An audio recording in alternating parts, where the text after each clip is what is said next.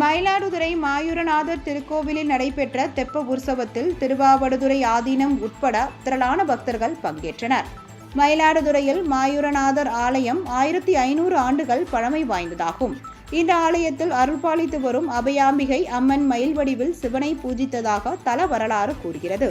திருவாவடுதுறை ஆதீனத்திற்கு சொந்தமான இவ்வாலயத்தில் வைகாசி விசாக பெருவிழா கடந்த 1ஆம் தேதி கொடியேற்றத்துடன் துவங்கி நடைபெற்று வருகிறது. 13ஆம் நாள் திருநாளான நேற்று இரவு விழாவின் முக்கிய நிகழ்ச்சியான தெப்ப உற்சவம் நடைபெற்றது. இதனை முன்னிட்டு அருள்மிகு அபயாம்பிகை உடனாகிய மயூரநாதனர் ஆலய திருக்குளத்தில் மின் விளக்குகளால் அலங்கரிக்கப்பட்ட தெப்பத்தில் எழுந்தருளினார். இதனைத் தொடர்ந்து மங்கள வாத்தியங்கள் முழங்க தெப்பம் 3 முறை குளத்தை வலம் வந்தது. இதில் திருவாவடுதுறை ஆதீனம் உட்பட திரளான பக்தர்கள் கலந்து கொண்டு சுவாமி தரிசனம் செய்தனர். பின்னர் மேலதாள வாத்தியங்கள் முழங்க சண்டிகேஸ்வரர் திருவீதி உலா நடைபெற்றது.